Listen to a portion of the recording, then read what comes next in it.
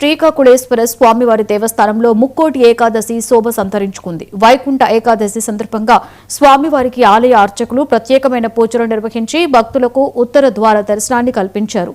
స్వామివారిని దర్శించుకునేందుకు వివిధ ప్రాంతాల నుండి భక్తులు భారీగా తరలివచ్చారు.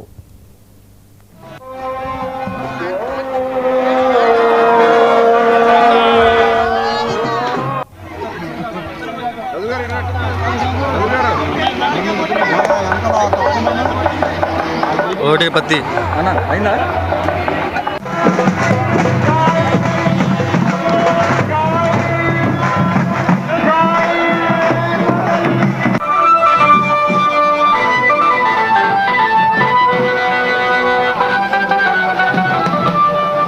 జిల్లా ఘంటసాల మండలం శ్రీకాకుళంలో వేంచేసి ఉన్న ఆంధ్ర మహావిష్ణువు శ్రీకాకుళేశ్వర స్వామివారి ముక్కోటి ఉత్సవం ఈరోజు జరుగుతున్నది.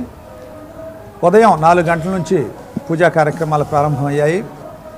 సహస్రనామార్చనతో ప్రారంభమైనటువంటి పూజ 10 గంటలకి ఆస్థాన పూజ కార్యక్రమం నిర్వహించడం జరిగింది. ఆ పూజలో చల్లపల్లి వంశీయులైనటువంటి చల్లపల్లి రాజావారి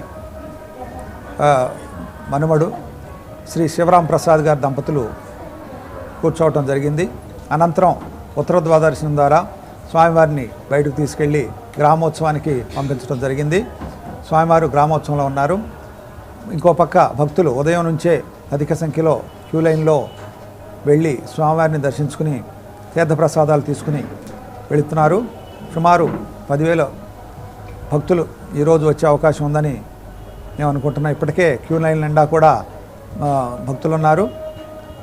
వారికి కావాల్సినటువంటి అన్ని ఏర్పాట్లు చేయడం జరిగింది.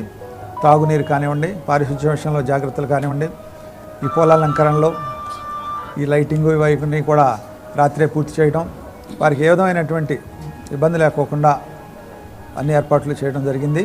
ప్రసాద వినియోగం కూడా జరుగుతుంది ఉదయం నుంచి. భక్తులు